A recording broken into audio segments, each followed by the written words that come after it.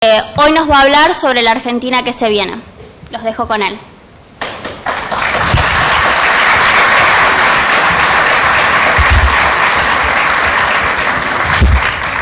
Bueno, muchas gracias Julia, muchas gracias al señor decano, a las autoridades de la Facultad de Ciencias Económicas de la Universidad de Lomas de Zamora. Gracias por haber pensado en mí para compartir este tiempo. Los felicito por la constancia de estas jornadas que llevan ya más de 20 años de repetición, lo cual no es poca cosa, tratándose de nuestro país donde todo cambia, ¿no? Donde los que pensaban una cosa al día siguiente piensan lo contrario. Así que bueno,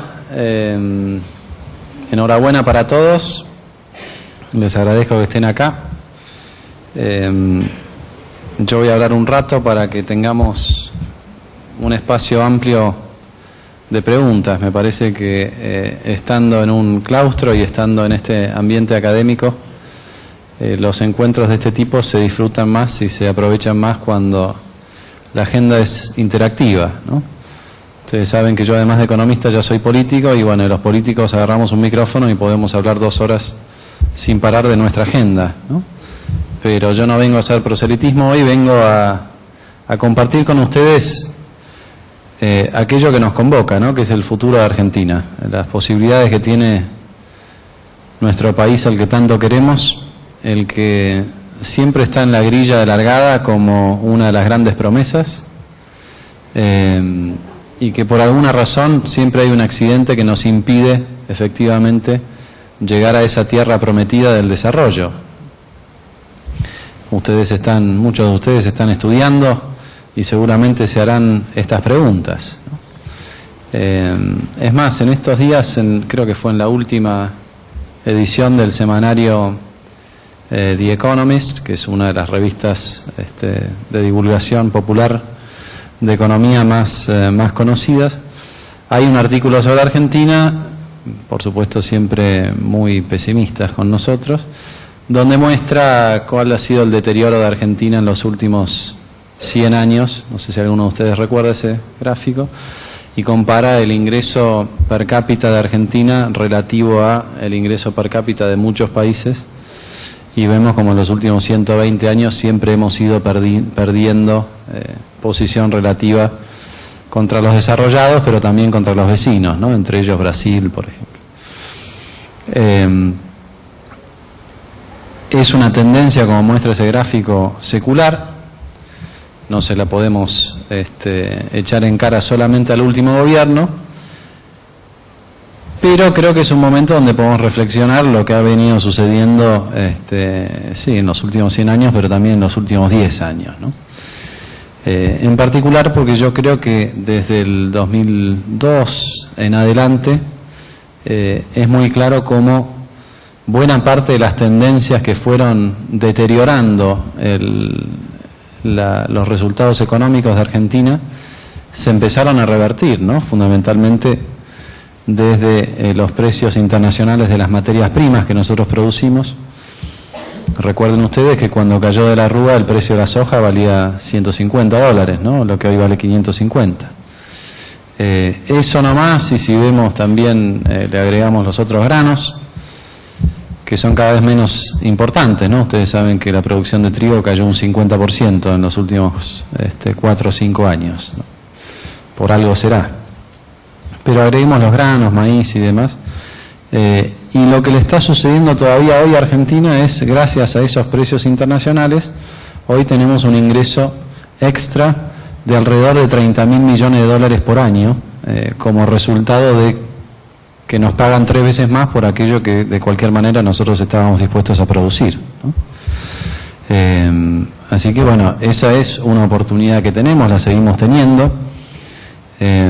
Pónganlo de otra manera, si no fuera por los precios internacionales, hoy Argentina tendría un déficit de cuenta corriente, un déficit comercial de alrededor de $30.000 millones. Eso sería prácticamente impagable, eso generaría una deuda externa que sería imposible de pagar.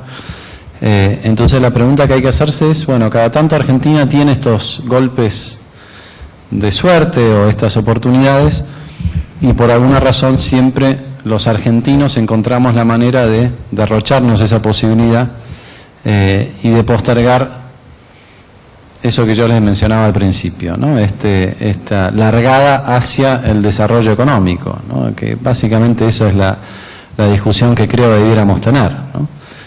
Cuando uno estudia la ciencia económica siempre está pensando, bueno, ¿de qué manera yo voy a poder poner esta ciencia al servicio de mis compatriotas, al servicio de los que me rodean, al servicio fundamentalmente de aquellos que no tienen la misma oportunidad que tengo yo de estudiar estas cosas, ¿no?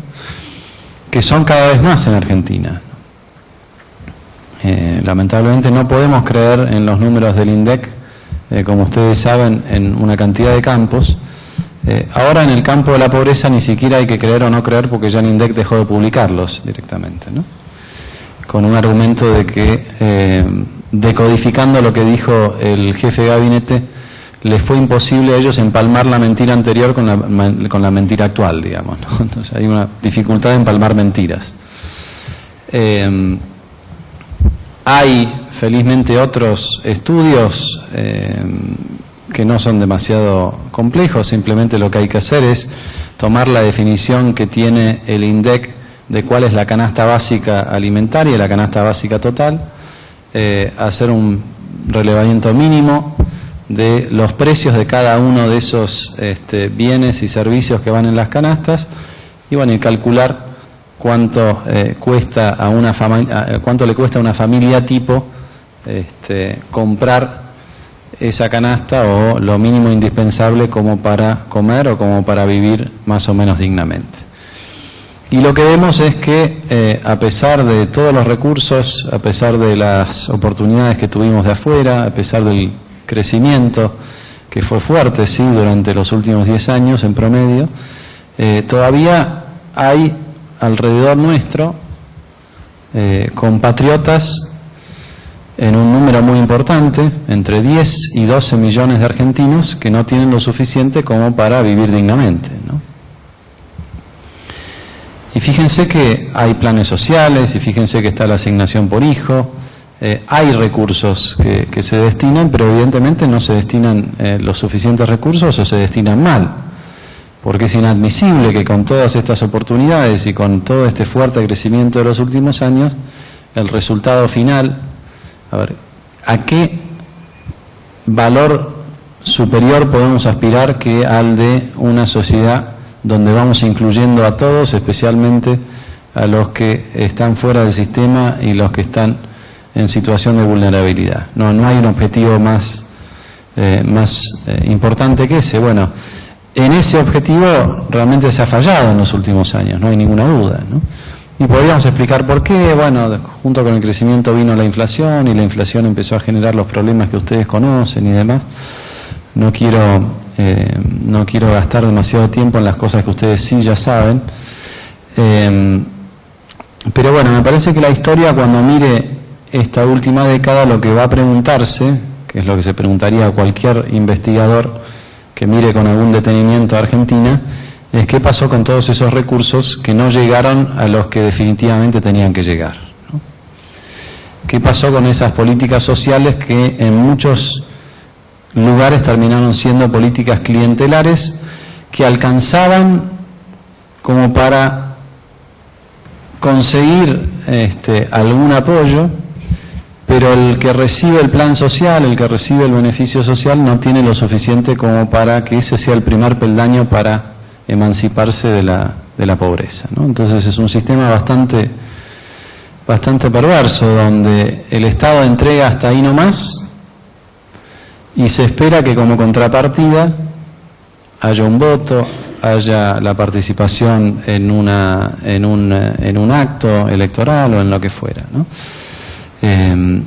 Entonces esto es un poco lo que se está viendo hoy, donde como dije antes, es difícil de explicarlo porque hay tantos recursos, no solamente los recursos de la buena suerte de lo que ocurre afuera con China, que quiere comprar las cosas que nosotros producimos y que quiere alimentarse, toda esta historia que ustedes conocen bien, sino también por el lado de la cantidad de recursos fiscales que han tenido no solamente el gobierno nacional en estos últimos años, sino también los gobiernos provinciales incluso también los gobiernos municipales, muchos de ellos producto de aumentos en las tasas municipales, de impuesto a los ingresos brutos, nuevos impuestos provinciales y municipales. La realidad es que hoy los argentinos en promedio pagamos mucho más impuestos de los que pagábamos históricamente, ¿no? Muchos de ustedes son jóvenes y quizás todavía no pagan impuestos y no tienen punto de comparación con otra época. Pero antes de que asumiera el gobierno de Néstor Kirchner, por ejemplo, el promedio histórico de recaudación de impuestos era del orden del 20% del PBI, más o menos, ¿no? De toda la torta que producimos los argentinos en un año, el 20% lo capturaba el sector público en alguna de sus jurisdicciones, ya sea nacional, provincial, municipal, y eso era el combustible, el insumo con el cual se podía llevar adelante una política pública. Con momentos mucho más complicados que este. Por ejemplo, cuando asumió el doctor Alfonsín en el 83, la recaudación tributaria era del orden del 12% del PBI, 12,5%. Hoy esos números andan por el orden del 40%. Si antes de Néstor Kirchner teníamos que trabajar un día a la semana para el Estado, ya sea nacional o provincial, hoy tenemos que trabajar 2, ¿no? Y es una buena manera de ponerlo, porque se duplicó el tiempo que cada uno de quienes estamos en la actividad privada o pública produciendo y contribuyendo al ingreso nacional, se duplicó nuestra contribución al fisco nacional o provincial. Y no vemos que haya una contrapartida comparable en términos de mejores servicios públicos, mejor transporte, mejor salud, mejor seguridad, ni que hablar. Tampoco vemos los resultados, como decía antes, de la política social. Para poner esto en contexto, 20 puntos del PBI por año, que es el diferencial de la recaudación tributaria en los últimos 10 años, a los valores de hoy, significan alrededor de 100.000 millones de dólares adicionales por año de recaudación pública. Si quieren, multiplíquenlo por 12 años, multiplíquenlo por 11, por 10, lo que se les ocurra a ustedes, y la pregunta que hay que hacerse es dónde están esos 900.000 millones de dólares, ese billón de dólares adicionales que ha tenido este gobierno para transformarlo en vivienda, para transformarlo en servicios públicos de calidad, para transformarlos en la oportunidad que le damos a los que están fuera del sistema para integrarlos, para incluirlos y para que efectivamente podamos hablar de una estrategia de desarrollo, ¿no? Que es lo que le falta a Argentina hace tanto tiempo. Argentina es ese país que cada 7 o 8 años nos sorprende renaciendo de las cenizas, y cada 7 o 8 años también nos sorprende hundiéndose en las cenizas, ¿no? Por supuesto que hay factores culturales, factores políticos, factores jurídicos, ¿no? Esto no se explica solamente por lo económico, ¿no? Pero mi mensaje de hoy es que claramente hoy lo económico no debiera ser un problema, porque aquellas cosas que nos vienen persiguiendo hace mucho tiempo fueron desapareciendo o han desaparecido o están dadas las condiciones para que desaparezcan esos frenos históricos que le impedían a Argentina crecer. Los que han tomado un curso de historia económica de Argentina habrán visto en algún lugar esta frase que usamos los economistas para hablar del péndulo de Argentina como ciclos de arranque y freno, ¿no? De stop and go, lo llamamos. Históricamente eso le pasaba a Argentina porque cada vez que crecíamos un poquito, empezábamos a crecer, inmediatamente surgían como consecuencia de ese crecimiento algunas demandas muy puntuales, ¿no? Por ejemplo, por una base productiva industrial muy estrecha, Argentina necesitaba rápidamente de insumos importados, incluso también de maquinaria importada, de bienes de capital, para sostener ese crecimiento. Entonces el crecimiento habitualmente venía acompañado de mayor demanda de importaciones. En algún punto las importaciones le ganaban a las exportaciones, teníamos un déficit comercial.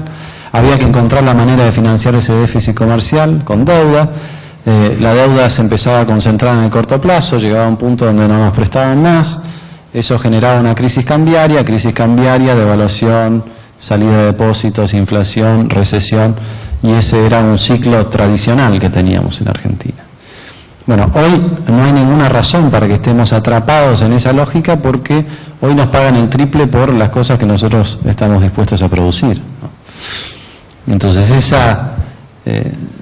ustedes habrán escuchado hablar de Raúl Prebisch, ¿alguno de ustedes? Un gran economista, creo que el mejor economista argentino, tucumano, ¿no? El bueno de Raúl, muy respetado en el resto del mundo. Raúl Prebisch tenía una teoría que se hizo famosa, que era la teoría de la dependencia, ¿no? Y él nos explicaba, allá por los años 30 y 40, decía, países como el de Argentina están condenados a este eterno retorno al punto de partida, porque estamos en un mundo donde nosotros no fijábamos en aquel momento los precios de las cosas que vendemos. Los que fijan esos precios son los que llegaron primero, los primeros en desarrollarse, y ellos lógicamente fijan precios altos para lo que nos venden y precios bajos para lo que vendemos nosotros, ¿no? La teoría del centro y la periferia, y cómo el centro siempre se iba distanciando más de la periferia porque nosotros nunca podíamos llegar a esa situación de centro.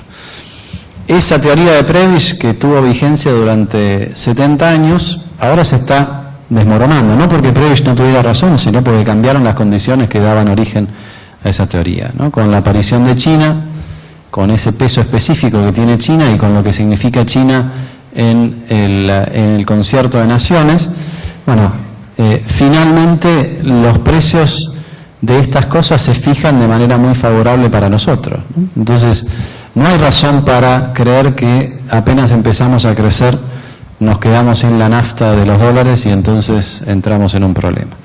Hoy sí, nos hemos quedado sin la nafta de los dólares y el gobierno está con muchísimos problemas y todo su andamiaje económico está armado en función de una sola variable, que es tratar de defender la cantidad de reservas para llegar al final del mandato. Para esto le pasa solamente a Argentina y en menor medida, miren lo que les digo, en menor medida a Venezuela, ¿no?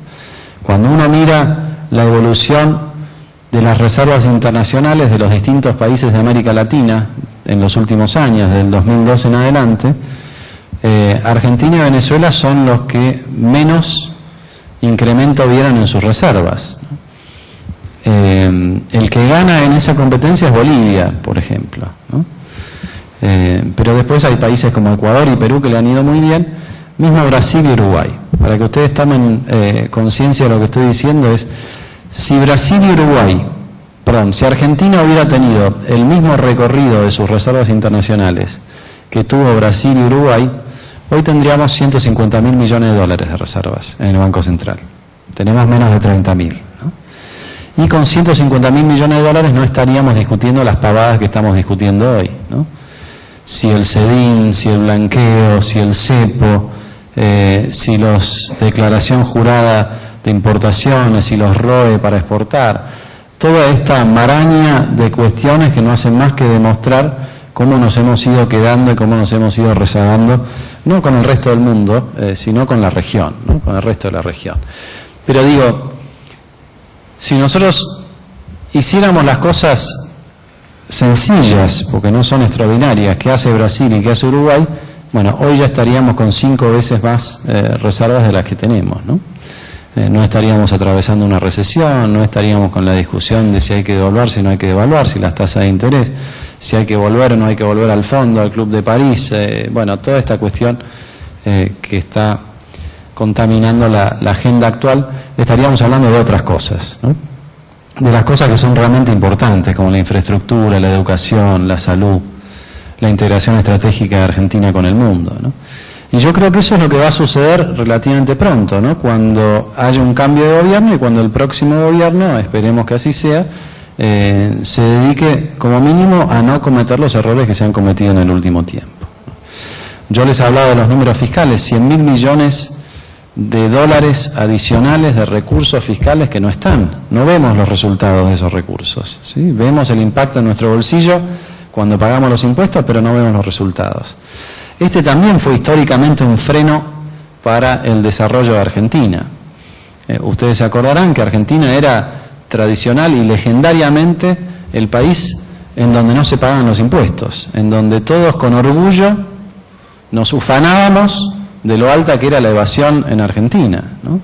Y donde muchos argentinos, ustedes habrán escuchado este argumento muchas veces, ¿y para qué voy a pagar impuestos si en realidad el gobierno no sé qué hace con mi plata? Lo decían con orgullo eso, ¿no? Romper la ley porque la ley no me representa, ¿no?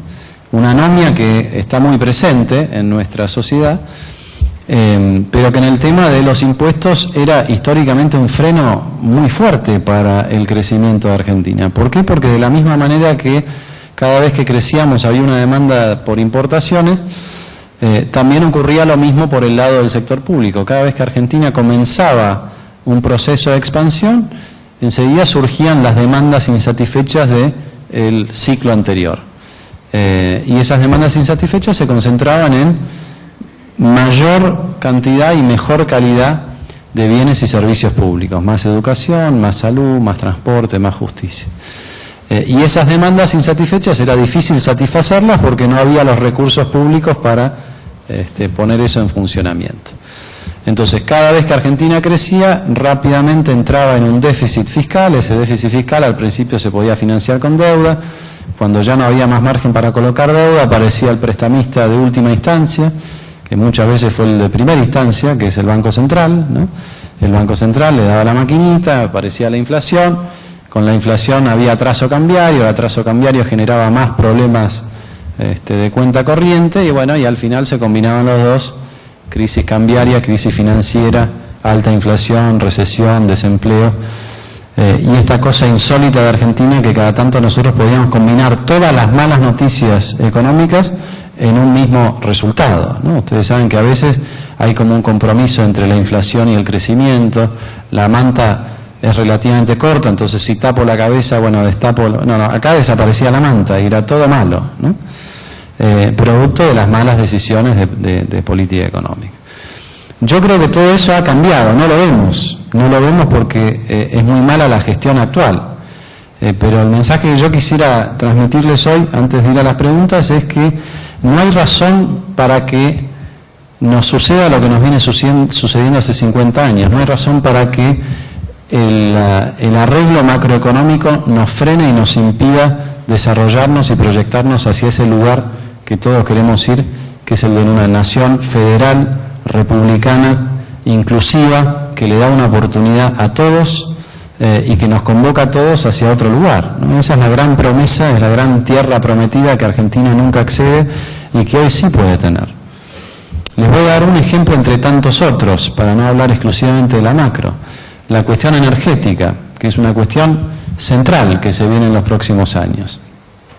Y que quizás ustedes en alguna de estas jornadas sería bueno que lo enfrenten al tema y que discutan qué es lo que vamos a hacer en materia energética en un país donde tiene una potencialidad inmensa, ¿no? La discusión central hoy es Vaca Muerta. Ustedes han oído hablar de Vaca Muerta.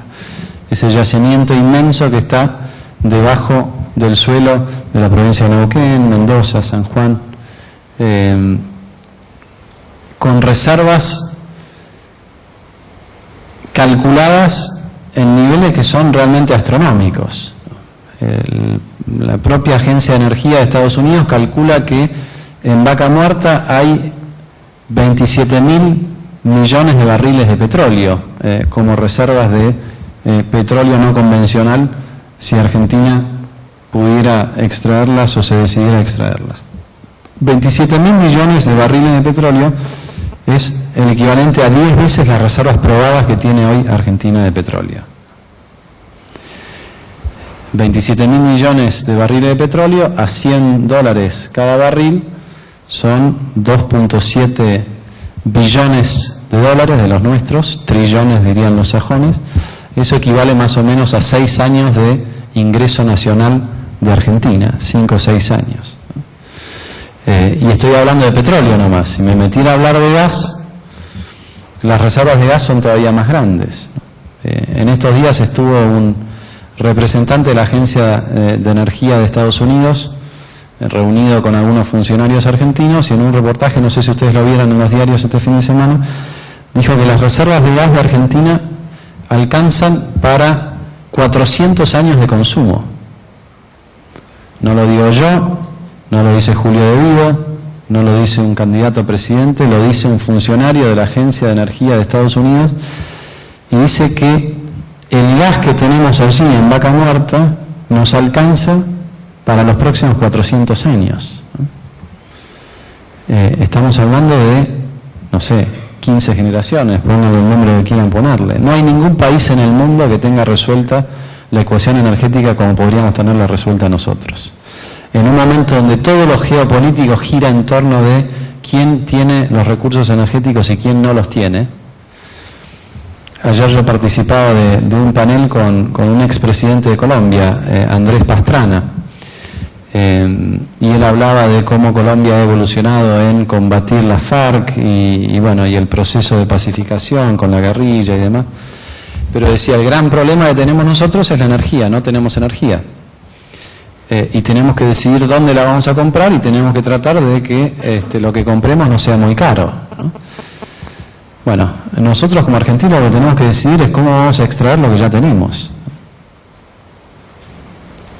Piensen ustedes lo que significa eso desde el punto de vista de una estrategia de desarrollo, ¿no? Nadie puede desarrollarse sin resolver antes la ecuación energética. Bueno, esa está resuelta para nosotros. Esa está resuelta para nosotros.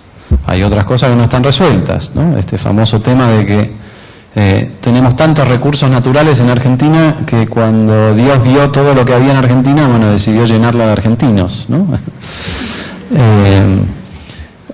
Aún así salimos ganando, ¿no? Aún así en la balanza yo creo que salimos ganando. Por eso yo soy tan optimista respecto de los próximos 20 años en Argentina. Estoy muy preocupado por los próximos 18 meses, sospecho que las preguntas van a venir por ese lado, ¿no? Argentina se ha ido quedando sin recursos. El kirchnerismo gastó las reservas no solamente de petróleo y de gas y del Banco Central, sino las reservas morales y las reservas económicas con las que arrancó el ciclo, ¿no? En el momento en que asumió Néstor Kirchner teníamos un tipo de cambio muy competitivo, teníamos superávit comercial, teníamos superávit fiscal, teníamos la combinación ideal desde el punto de vista de la política económica, y eso se fue consumiendo, ¿no? Y por eso ahora estamos en esta coyuntura donde vemos al gobierno tomando las decisiones que nos prometió que nunca iba a tomar. Nunca, si quieren una devaluación, voten a otro gobierno. Bueno,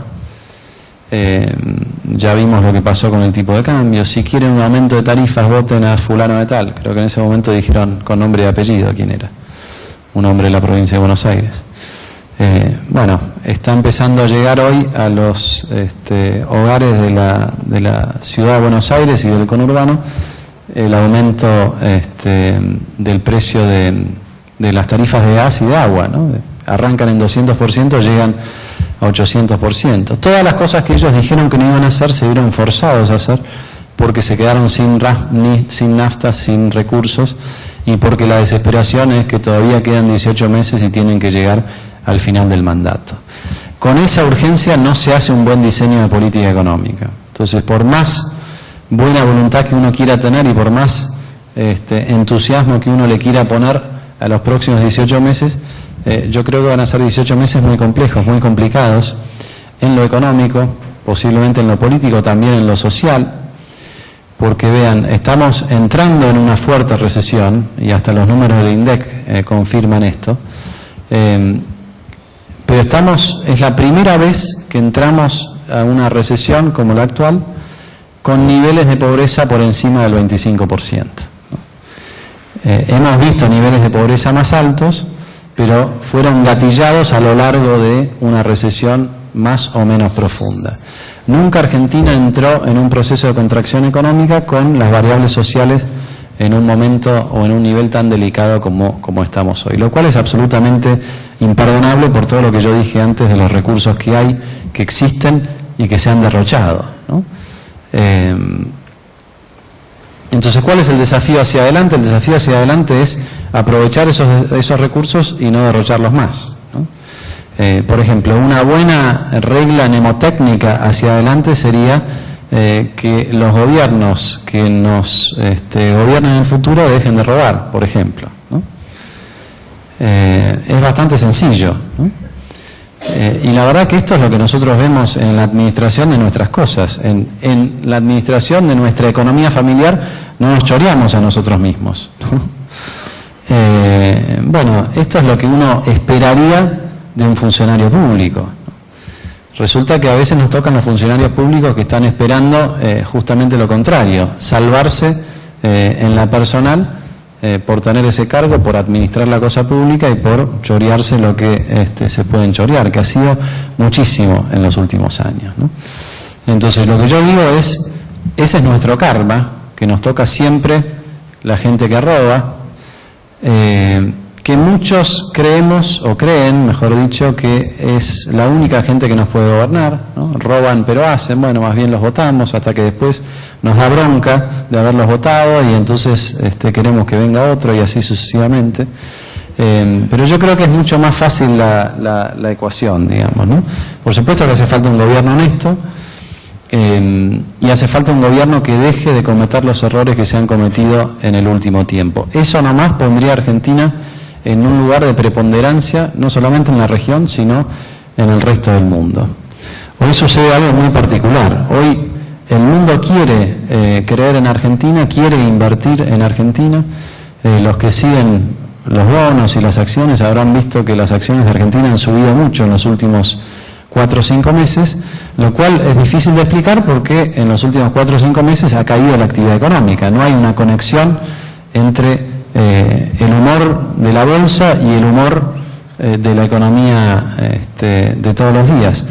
Y la explicación es que los que están comprando las acciones en la bolsa, los que están comprando los bonos, tienen un horizonte de tiempo que va más allá del próximo mes. Y están pensando, la buena noticia es que este gobierno no puede reelegirse, que lo que viene va a ser mejor, y esa oportunidad que tenía Argentina 10 años atrás la sigue teniendo prácticamente intacta. Entonces yo creo que lo que nosotros tenemos que pensar como, ahora sí más que como estudiantes, como actores civiles, es de qué manera le exigimos a nuestros gobernantes, con el voto, con la participación popular, con la manifestación pública, a través de los medios de comunicación y con nuestra opinión en distintos círculos, de qué manera nos vamos convenciendo a los argentinos de que no es exactamente como dijo una persona célebre de cabeza muy grande de este distrito, ¿no?, que ustedes conocen bien, cuando dijo el expresidente que estamos condenados al éxito. No es exactamente así, pero sí creo que no estamos condenados al fracaso y que estamos condenados a lo que nosotros elijamos y decidamos ser, ¿no? Y esto es la primera vez que le pasa a Argentina, creo yo, en los últimos 60 o 70 años. Siempre había un obstáculo por vencer que se hacía cada vez más grande y que no podíamos resolver. Hoy está todo al alcance de la mano. Simplemente lo que hace falta es que nosotros nos decidamos como sociedad a dar ese gran salto que el mundo está esperando de nosotros hace muchísimo tiempo y que nosotros nunca terminamos de dar, ¿no? Y eso es lo que tenemos por delante. No tenemos ya la condena de los precios internacionales, no tenemos la condena de sectores públicos que no tienen los recursos, tenemos resuelta la cuestión energética, tenemos una sociedad tremendamente creativa. Argentina es uno de los países donde hay más emprendedores y donde hay más creatividad para salir hacia adelante. Tenemos una mano de obra calificada que está en demanda en todo el mundo. Tenemos los recursos naturales que prácticamente ningún otro país tiene. Es cierto, tenemos los políticos, los sindicalistas y los empresarios argentinos, pero eso también se puede cambiar, y eso se empieza a cambiar desde adentro, ¿no? Y esto es lo que a mí me entusiasma cuando tengo la oportunidad de venir a hablarle a un auditorio joven, ¿no? Ustedes tienen todo por delante, tienen la oportunidad de aprender los errores que fuimos cometiendo, los que vinimos antes, pero tienen también la posibilidad de hacer las cosas de otra manera, ¿no? Yo me quedé, y con esto voy cerrando, me quedé muy atrapado con la foto del diario de ayer en primera plana de todos los diarios, de 3 personas con gorros que se abrazaban en el Muro de los Lamentos en Jerusalén, ¿no? Ese abrazo de 3 religiones que nunca se había dado, y era un abrazo de 3 argentinos.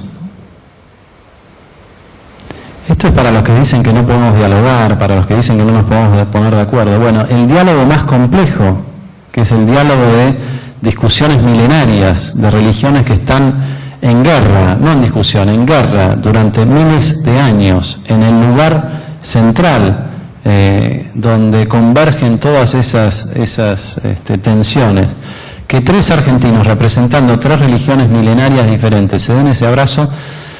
Yo creo que si no aprendemos de eso no aprendemos nunca más, ¿no? Entonces yo creo que ese es el mensaje que tenemos que tomar y que aprender. Eso es, este es mi único aviso parroquial, ya que estoy hablando de religión. Eso es lo que estamos tratando de hacer desde UNEN, ¿no?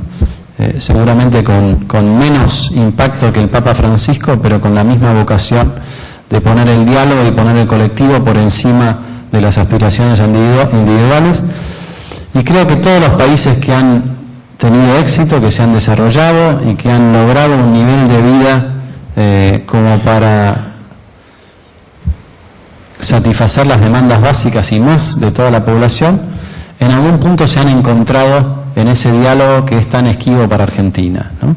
Nosotros tenemos que tener la generosidad de olvidarnos de la división de estos últimos años, de no creer que el rival es un enemigo acérrimo, sino que es alguien que piensa diferente, y que en ese pensar diferente hay muchas cosas que seguramente no me van a interesar, pero hay otras cosas que quizás me enriquecen, ¿no? Y si nosotros le podemos dar ese vínculo, ese eslabón del capital social que hace falta para transformar todo lo otro que yo dije, las ventajas económicas, recursos naturales y demás, falta solamente eso, ¿no? Y eso se construye desde donde están ustedes, ¿no? El diálogo, si no lo tuviste a los 50 años, es muy difícil que lo puedas tener, ¿no? Entonces esa es la responsabilidad que tienen las generaciones que vienen después de nosotros, y eso es el entusiasmo que yo tengo cada vez que tengo la oportunidad de venir a un ámbito como este. Les agradezco que me hayan invitado. Los invito yo ahora a que tengamos un intercambio rico de preguntas y respuestas. Ya veo que se está preparando acá la locutora, pero mi mensaje de hoy es: atravesemos con hidalguía los próximos 18 meses, porque al final del desierto nos espera esa tierra prometida a la que solamente nosotros le podemos dar forma si realmente nos comprometemos con ese futuro. Nos pasamos la vida discutiendo el pasado, reinventando la historia. Lo que nos falta es enamorarnos de ese futuro que sabemos que podemos tener, y que nos es esquivo simplemente porque a veces nos falta la audacia, esa audacia que ha tenido el Papa Francisco y que está en el corazón de cada uno de nosotros para transformar la frustración en una historia de éxito que seguramente Argentina va a tener, y que yo creo que la voy a ver yo, y por supuesto la van a ver ustedes y la van a ver nuestros hijos y nuestros nietos. Muchas gracias.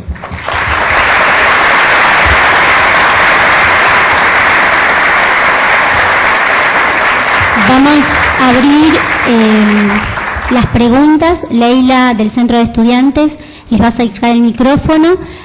Aquellos que quieran hacer preguntas, a ver, ¿quién tiene alguna pregunta? Acá el profesor Núñez Palacios.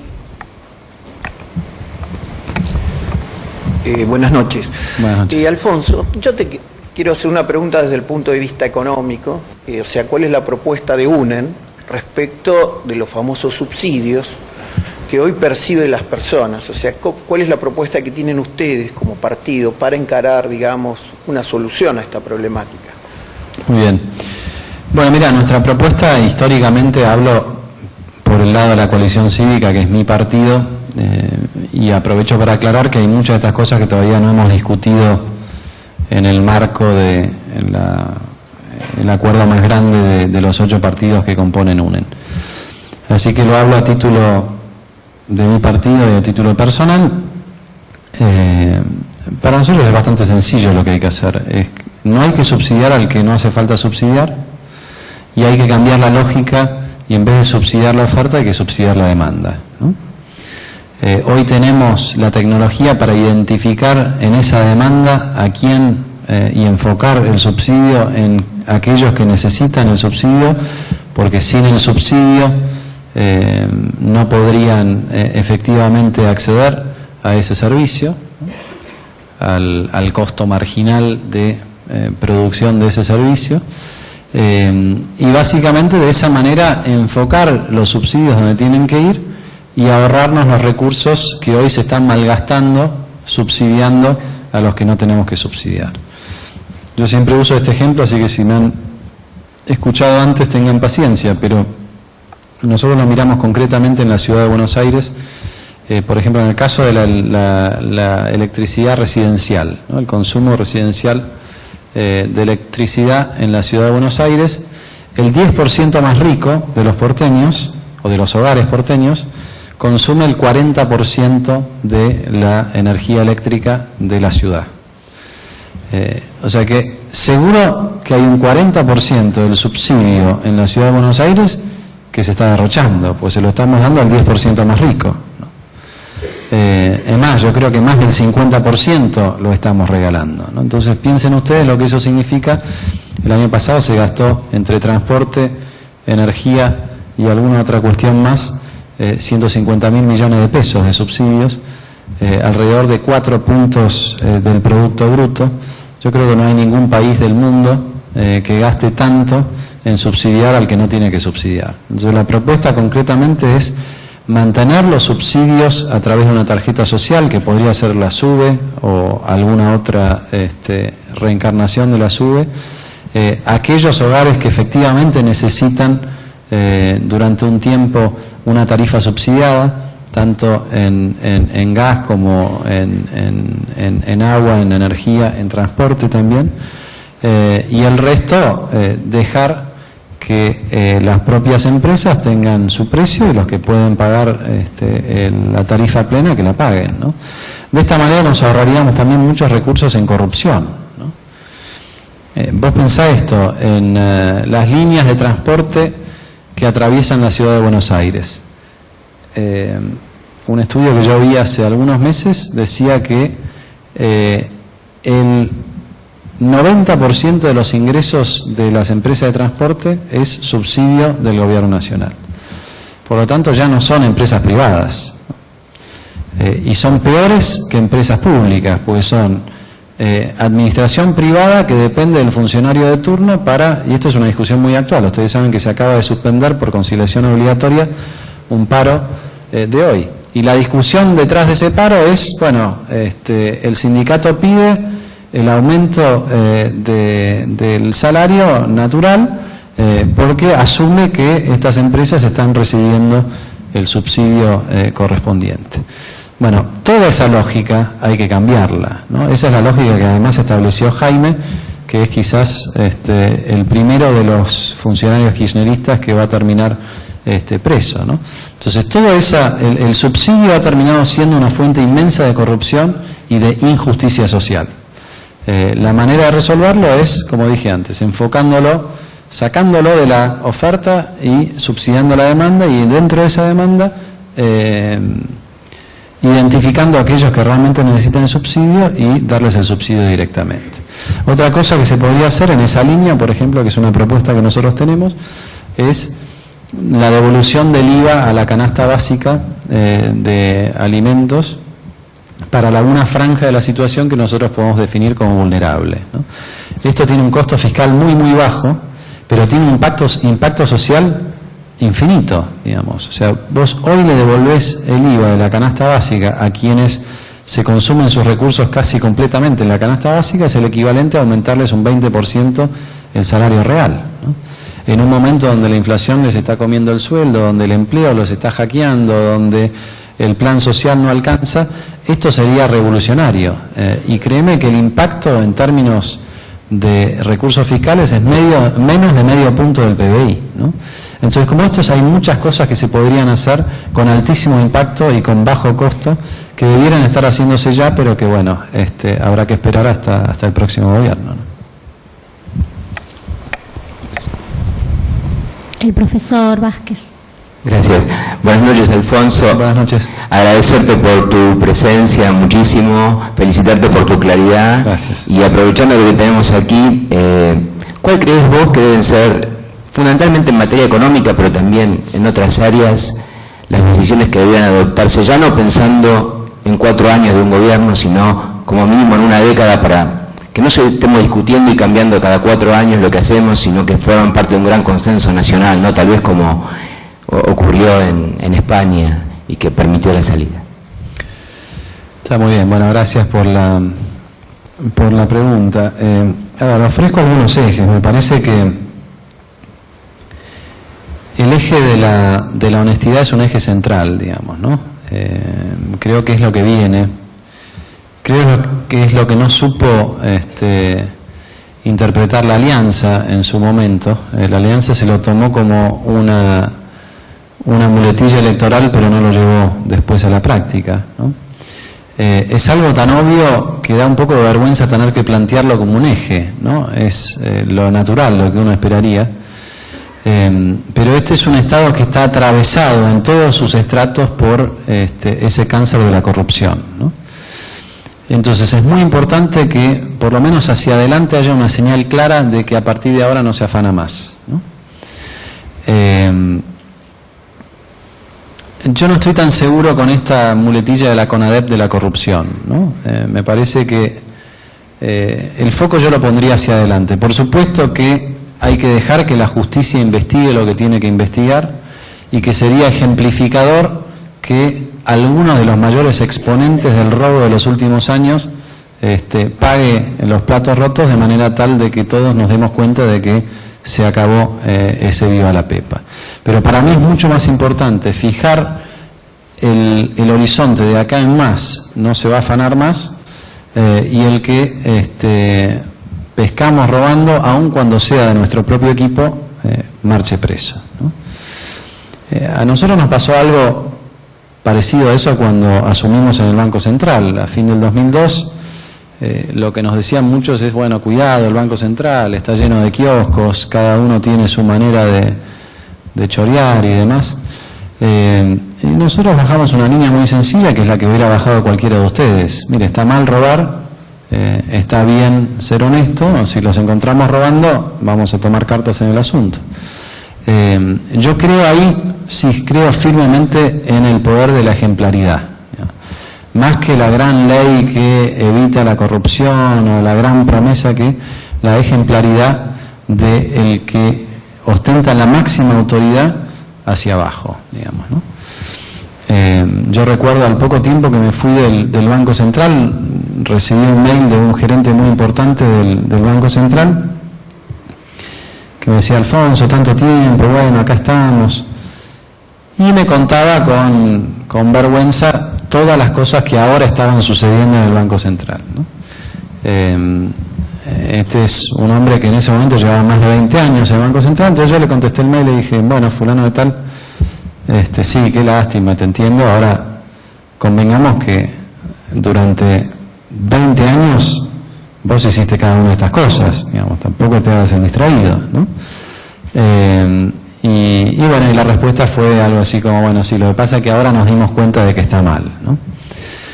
Creo realmente que estos comportamientos se pueden modificar, pero se tienen que modificar, como dije antes, desde la máxima autoridad y durante un periodo de tiempo suficiente como para erradicar el vicio y para traer la virtud, ¿no? Entonces el eje anticorrupción y el eje honestidad, yo creo que es una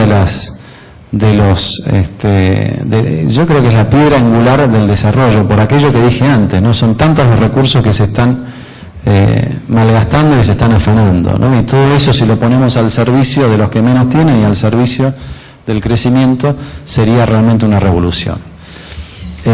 Creo que Argentina se debe a un plan de infraestructura que no ha tenido en los últimos 50 años.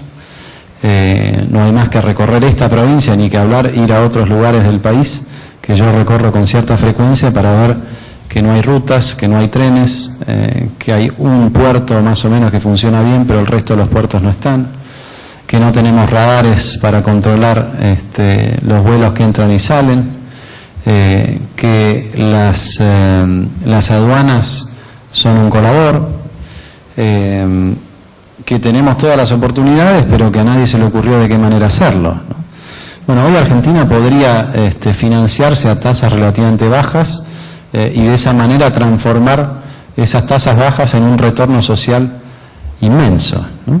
Que es lo que hace un buen plan de infraestructura nacional, que sería nuestra propuesta, ¿no? Un plan a 10 años de infraestructura nacional, donde el objetivo está puesto en la próxima generación y no en la próxima elección.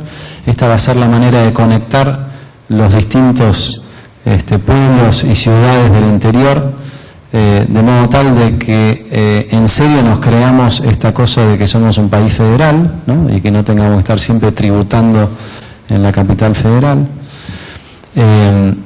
Creo que nos debemos una estrategia diferente de diálogo y de conexión con el mundo. Argentina en el próximo gobierno va a tener un rol muy importante quien esté a cargo de las relaciones internacionales. Estamos borrados del mundo, pero tenemos mucho para darle al mundo y mucho para aprovechar del mundo. Me parece que hay un capítulo inmenso en el área de la justicia. No es tanto lo que nosotros podemos prometer, porque es un poder independiente, como ustedes saben, pero creo que también ahí con la ejemplaridad pueden lograrse algunos resultados. Sin una justicia que funcione medianamente bien, es imposible imaginar una estrategia de desarrollo, ¿no? Porque, bueno, si no tenemos la manera de resolver los diferendos que pueden ir surgiendo, bueno, lo que sucede es lo que sucede, ¿no? Como tantas veces hemos visto en Argentina. La cuestión energética ya la mencioné antes, pero creo que hay que plasmarla en un plan nacional donde no solamente los hidrocarburos sean el centro de nuestras posibilidades energéticas. Yo no sé si ustedes saben la riqueza eólica que significa la Patagonia, por ejemplo. Cuando pensamos en energías alternativas, nadie quiere ya pensar en energía nuclear por las buenas razones.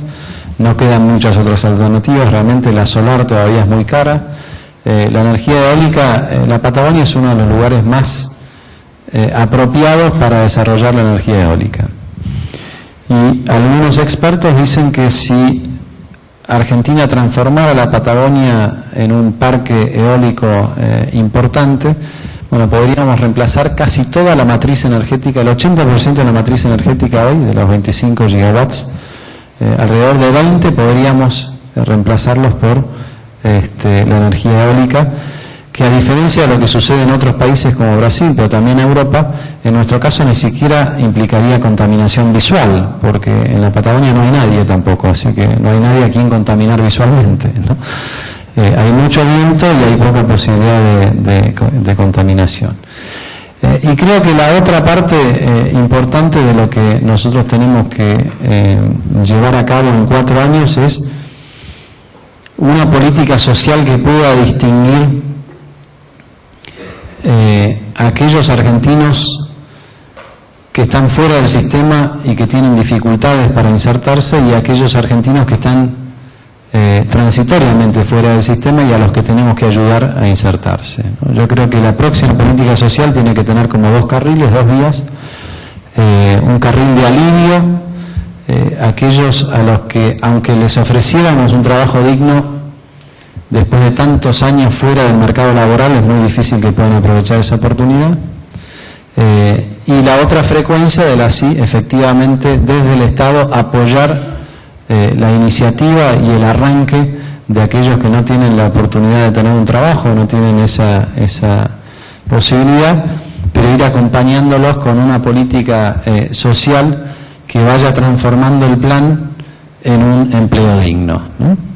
Esa transición es una transición que hay que definir, hay que identificar los lugares geográficos y los lugares sociales donde está, y como dije, las 2 velocidades, ¿no? La velocidad de curar aquello que ya no podemos restablecer, que es una franja importante de la población. No crean ni por un segundo cuando venga un candidato a presidente y dicen hay que eliminar todos los planes sociales. No, eso es el fin de la República si hacemos eso. ¿Por qué? Porque después de tantos años de frustraciones hay una franja muy importante de la población que está fuera del sistema, ¿no? Y nosotros estamos en deuda con ellos, no ellos con nosotros, ¿no? No nos quieran hacer creer esto de que ¿Se acuerdan cuando hubo una discusión acerca de la salada y venía el jefe de la FIP a combatir a los puesteros de la salada como si la evasión estuviera en manos de los pobres microemprendedores que no tienen más remedio que ir a vender a una feria como la salada, ¿no? Bueno, entonces creo que tenemos que dejar de lado esa hipocresía, entender que lo social es bastante complejo y tener una política cuyo foco es realmente sacar a los pobres de la pobreza, ¿no? Creo que los gobiernos del peronismo de los últimos años han tenido una estrategia exactamente al revés, es perpetuar en la pobreza a una franja muy grande de la población para que cada vez que viene la elección, en la ignorancia que implica la pobreza, voten por aquellos que le dieron un plan, le dieron un choripán o le dieron lo que fuera, ¿no?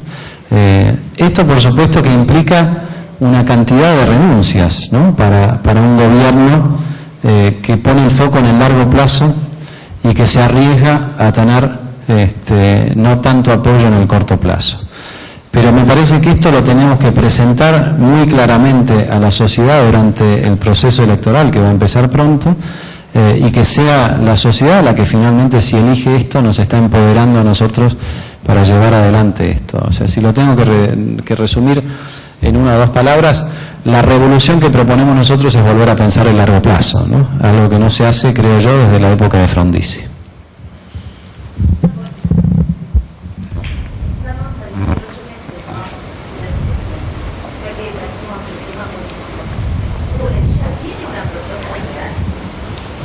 No, UNE no tiene una propuesta real, tiene el primer paso que es la vocación de ir juntos, ¿no? Que no es poca cosa. Pero como bien planteás vos, yo creo que faltan muchas otras cosas. O sea, la gran virtud que tiene UNE es que nosotros nos ponemos en las manos del electorado para que sea el electorado el que elige quién nos va a representar en las elecciones, ¿no? A través de las primarias.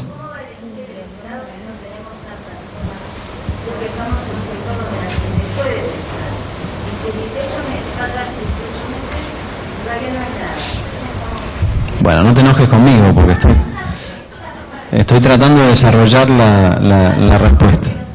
No. Pero justamente yo estaba tratando de decirte lo que nos falta. A mi juicio faltan tres cosas centrales para satisfacer tu preocupación.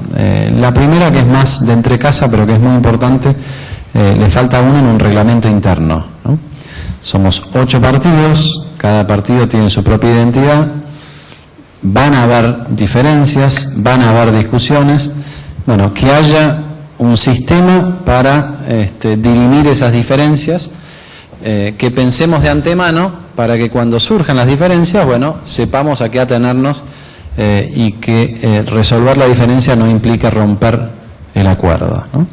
Esta es una cuestión. La segunda cuestión es, si no un programa de gobierno que luce quizás demasiado ambicioso, por lo menos los 15 o 20 ejes o temas en los que nos queremos concentrar. Esto que yo respondí sintéticamente a la pregunta anterior, bueno, agregarle carne y definir, bueno, en política social nosotros proponemos esto y nuestro consenso es que vamos a hacer esto. En política energética vamos a hacer esto y demás. Eso se está empezando a trabajar en el seno de cada uno de los partidos, pero todavía hace falta mucho trabajo y, como bien decís vos, en 18 meses hiciste así y se te fue el tiempo.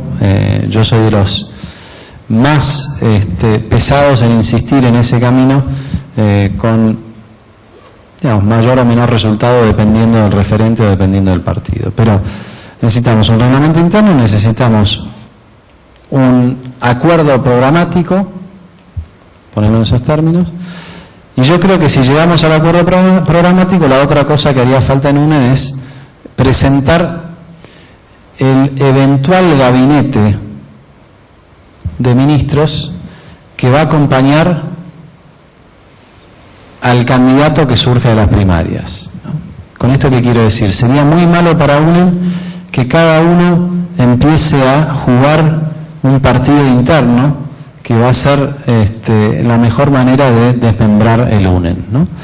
Entonces, lo que digo es, falta reglamento interno, propuesta programática y un equipo de gestión que acompañe no al precandidato A, B o C, sino al candidato que va a surgir de las primarias, independientemente de quién sea esa persona. Si nosotros logramos eso, me parece que la propuesta que vamos a tener va a ser muy potente. Ese es el desafío de los próximos 9 meses, diría yo, porque hay que tenerlo bastante antes que los 18. No sé, no. Sí.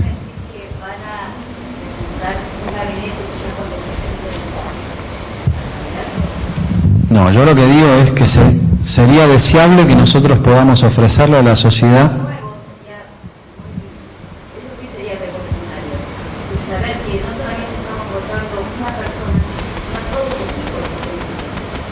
Así es.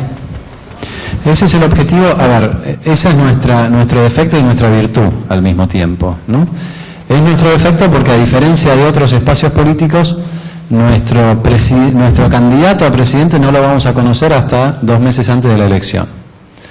Entonces no hay tiempo para que ese candidato enamore desde sus características personales. ¿Sí?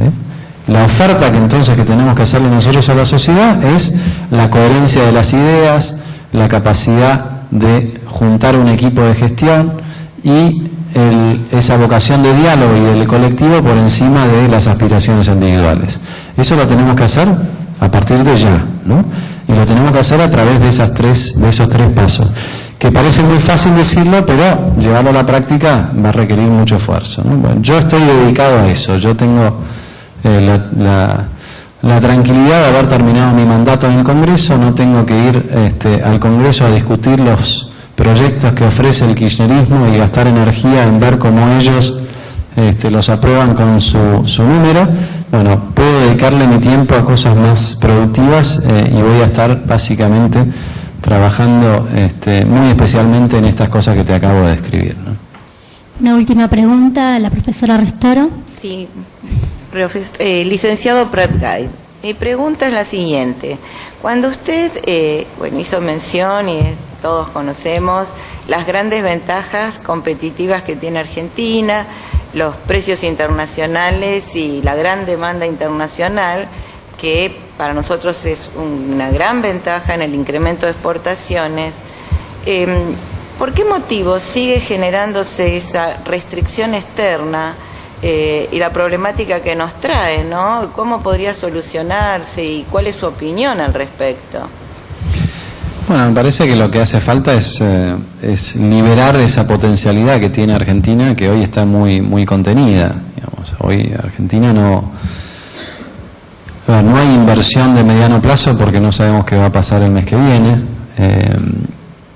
Hay una estrategia específica de este gobierno por enfrentarse a los sectores más dinámicos y más competitivos, ¿no? Yo mencioné al pasar el ejemplo del trigo, no es un ejemplo menor, ¿no? Durante tantos años fuimos el primer productor mundial de trigo, durante mucho tiempo fuimos uno de los principales exportadores y resulta que en 4 años cayó a la mitad la producción de trigo, ¿no? Nosotros, en vez de congratularnos porque llegamos a las 100 millones de toneladas, tendríamos que estar preguntándonos cómo hacemos para llegar a las 200 millones, que es donde debiéramos estar, ¿no? Nos pasó Paraguay, nos pasó Uruguay, nos pasó Brasil. Evidentemente hay muchas cosas que no se han hecho bien en ese campo, y eso es la medida de lo que usted planteaba en su pregunta, ¿no? ¿Qué es lo que hay que tener? Hay que tener una estrategia que premie a la producción por encima de la especulación, pero la peor de las especulaciones, que es el yeite con el funcionario de turno, ¿no? Hoy Argentina tiene dificultades para exportar, no porque no existe un mercado para nuestros productos, sino porque hay un funcionario que decide si usted puede exportar o no puede exportar cuando le firma o no le firma el ROE, ¿no? Lo mismo con las importaciones. Entonces, lo que yo digo es, no hay que hacer nada extraordinario. Si hacemos las cosas más o menos razonables, que todos sabemos que tenemos que hacer, el panorama cambia. O lo voy a poner de otra manera. El gran miedo que tiene Uruguay en estos momentos es que empecemos a hacer las cosas bien. Uruguay se ha beneficiado inmensamente de los horrores de política económica de Argentina en los últimos 10 años. O sea, nadie me puede convencer a mí de que la tierra en Uruguay es siquiera el 20% de la productiva que es en Argentina. Ahora, resulta que la inversión va allí porque, bueno, hay una mínima garantía de que si yo planto, lo que me llevo es mío y no se lo tengo que dar al gobierno de turno, ni mucho menos, ¿no? Entonces, lo que hace falta es tener una estrategia, por ejemplo, una política. ¿Qué vamos a hacer respecto a las retenciones? Estoy hablando ahora exclusivamente en el plano agropecuario. No tan exclusivamente, porque resulta, no sé si ustedes saben, pero hoy todavía hay retenciones a productos industriales, ¿no? ¿Cuál es la lógica de que una exportación de productos manufactureros esté tributando una retención? No hay ninguna lógica, ¿no? Sobre todo porque desde el punto de vista fiscal prácticamente no tiene impacto, ¿no? ¿Cuál es la lógica de que la lechería o que la ganadería siga pagando retenciones cuando está prácticamente fundida, ¿no? Bueno, todo eso hay que darle vuelta y hay que buscar la manera de poner al productor en el centro de la escena, ¿no? En vez de hacerle la vida imposible al productor, bueno, hay que facilitársela. Creo yo, para eso está el sector público, ¿no? Para fomentar la producción, no para perseguir al productor. Por supuesto que después, con una política que sea suficientemente redistributiva de los resultados. Pero nadie puede redistribuir lo que no produjo previamente. Y esto es lo que está faltando en el esquema actual, ¿no? Bueno, agradecemos la presencia de... Tomemos dos preguntas más y bueno, y a ver, cerramos, allá.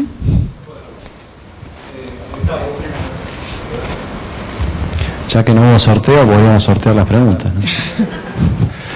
Bueno, ¿qué era lo que iban a sortear? Pregunto por curiosidad. A ver, libros y... sí, libros. Nos la perdimos. Bueno, la próxima participaremos. Bueno, el candidato que yo votaría, no lo puedo votar porque no es de este país. Voy a hacer un comentario muy claro. Yo estoy cursando microeconomía, cursé introducción y demás, y me he comido todos los documentales, y uno se llama The Money Masters, hecho por el político Bill Steele, donde habla muy mal de los bancos centrales. Y justo la persona para contestarla, alguien que fue presidente del Banco Central. William Shakespeare decía que el dinero con interés era usura. No se puede hacer dinero con dinero, y Bill Steele propone que los norteamericanos, que también se podría aplicar acá, voten cuánto dinero se emite. Rothschild dijo alguna vez, el que controla la emisión de dinero controla un país más que un político o un militar. Entonces esa es mi pregunta. Como presidente del Banco Central, ¿qué es el dinero? ¿Cómo puede ser que el dinero tenga precio, que el dinero que es un bien de intercambio tenga precio, o sea, que el interés sea el precio del dinero? Y si podemos votar alguna vez para que haya una cantidad fija de dinero como se pretendió hacer con los Bitcoin, por ejemplo, para que no baje el valor, para estar en una economía de bienes y no de plata con plata o financiera. Bueno, muchas cosas ahí. Por empezar, para mí la tasa de interés no es el precio del dinero, sino es el precio del tiempo. O sea, el tiempo es un insumo de producción y el tiempo tiene usos alternativos. Y por eso la tasa de interés siempre está expresada en un periodo de tiempo, que es el costo de oportunidad de utilizar ese recurso en otra cosa, ¿no? No es que el dinero tenga un precio, sino que el factor de producción tiempo tiene un precio, y ese precio depende de la incertidumbre, y la incertidumbre es mayor o menor según funcione el sistema económico como tiene que funcionar. Para tomar un ejemplo muy concreto, cuando nosotros estuvimos en el Banco Central, controlamos la cantidad de dinero, o sea que esto que te preocupa a vos se puede hacer, y lo controlamos a través de una manera muy transparente. Nosotros decíamos, este es nuestro programa monetario, esta es la cantidad de dinero que vamos a emitir, y lo cumplimos durante todo el tiempo que estuvimos en el Banco Central. Batimos un récord porque nunca en la historia económica argentina el Banco Central había cumplido 2 trimestres seguidos con una promesa. Nosotros lo cumplimos a través de 7 trimestres o algo así. ¿Qué te quiero decir con esto? Se puede hacer, ¿no? En ese momento el precio del dinero que te preocupa a vos, la tasa de interés, era del 1% anual, ¿no? A ver.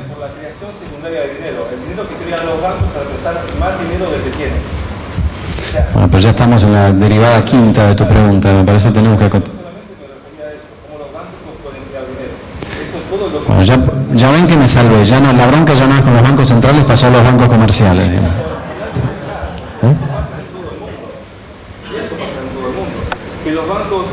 como dice otro documental que se llama El dinero es deuda, que corre mucho, y que lo vemos acá lo estudiamos ahí. Por eso, los profesores nos enseñan incluso de la Silvio Gesell de otras maneras negativas. No es que, y sugieren que la única forma es nacionalizar la banca. Que un banco preste solamente dinero al 5%, que tenga el 100% en el Banco Central, obviamente. Bueno, ese fue el esquema de Perón, el encaje 100%. Ese fue el esquema de Perón, que tampoco funcionó muy bien, ¿no? No, me parece, a ver, el encaje fraccionario, para que se entienda, esto es un poco técnico, es este sistema a través del cual se le pide a los bancos que guarden en su caja un porcentaje de los depósitos y que no presten todo. ¿Por qué se hace eso? Por la sencilla razón de que el plazo de los depósitos no es el mismo plazo que el de los préstamos. Entonces, si los bancos prestaran todos los depósitos, correrían el riesgo de que en algún momento le pidan los depósitos antes de que le devuelvan la plata de los préstamos. Y por eso existe el encaje fraccionario. El encaje fraccionario siempre tiene implícito el riesgo de que en algún momento suceda eso, de que en algún momento a un banco en particular todos los depositantes le pidan los depósitos y el banco no lo puede devolver porque prestó más de lo que recibió en depósitos, ¿no? Ahora, eso se resuelve con una buena fiscalización y supervisión, ¿no? Me parece que tu pregunta está contaminada por lo que sucedió en el mundo en los últimos años, por la gran crisis internacional y por todos los documentales que te miraste desde entonces, ¿no? Ahora, el problema no es el sistema de encaje fraccionario o el Banco Central que hizo esto o lo otro. Un Banco Central por ahí se equivocó. El problema es que no hubo supervisión.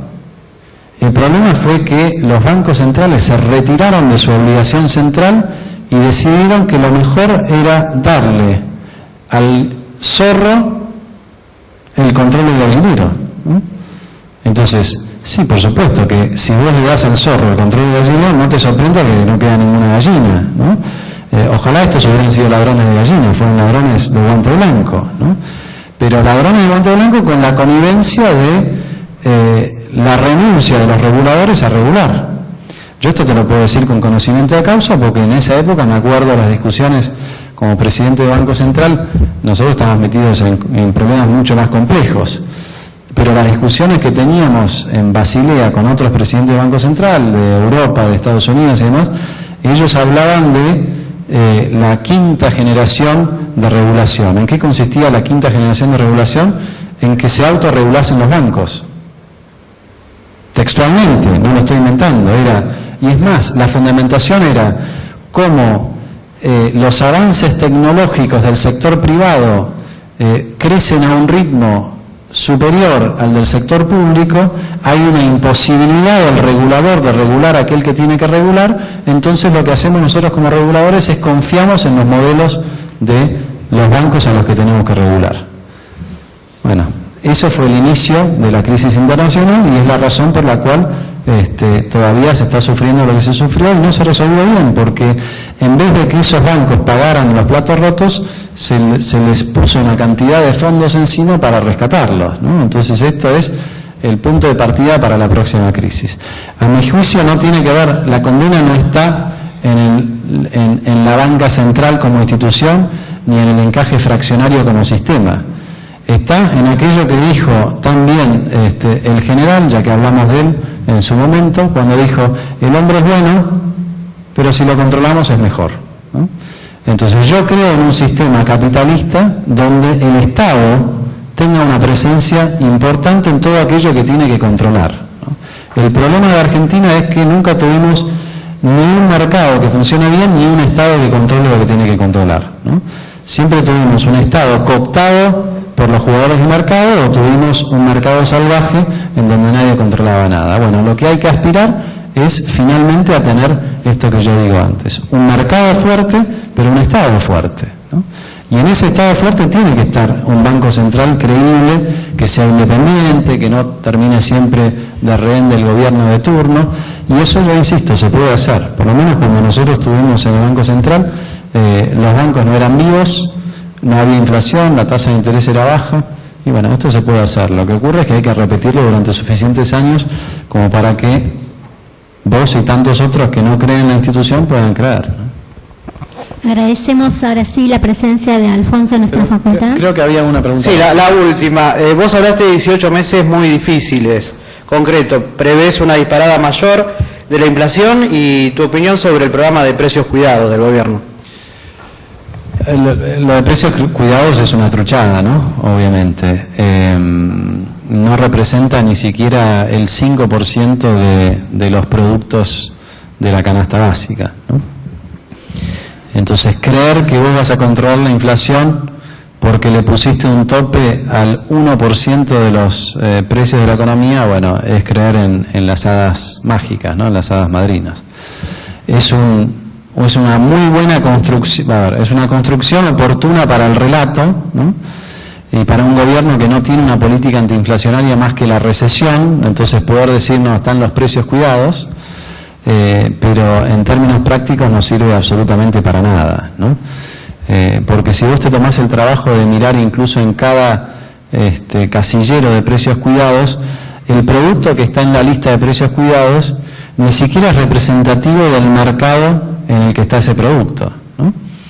Entonces es una engaña pichanga lo de los precios cuidados. Respecto de qué es lo que va a suceder con la inflación y las variables de acá al final del mandato, yo creo que vamos a ver muchos ensayos espasmódicos del gobierno donde va eligiendo alternativamente entre devaluación, tasa de interés, inflación, y va tratando de encontrar ese punto de equilibrio que es muy difícil encontrar si no tenés detrás la confianza, ¿no? Si vos mirás lo que intentó hacer el gobierno en enero con una fuerte devaluación, ellos creyeron que de esa manera se corregían los precios relativos y que entonces, bueno, ya de ahí en más, con un poco de suba de tasa de interés, se controlaba la situación y demás. El problema es que vos mirás el resultado concretamente de la devaluación. ¿Qué es lo que ocurre habitualmente en un país que devalúa un 23% como hizo Argentina? A los 2 o 3 meses enseguida florecen las exportaciones, ¿no? ¿Por qué? Porque los precios relativos de las exportaciones aumentan respecto de los costos y entonces es más rentable y vos, bueno, la oferta reacciona a todo lo que ustedes aprendieron en sus cursos de microeconomía. No, nada de eso sucedió. A 4 meses que se cumplen en estos días de la devaluación, siguen cayendo las exportaciones, ¿no? Si vos mirás el último informe del INDEC de abril, las exportaciones cayeron un 13% anual en abril, respecto a abril del año anterior. ¿Por qué sucede esto? Porque falta ese ingrediente esencial que yo mencionaba antes, que es la confianza, ¿no? Es muy difícil bajar la inflación si no tenés confianza. Es muy difícil hacer política económica si no tenés credibilidad.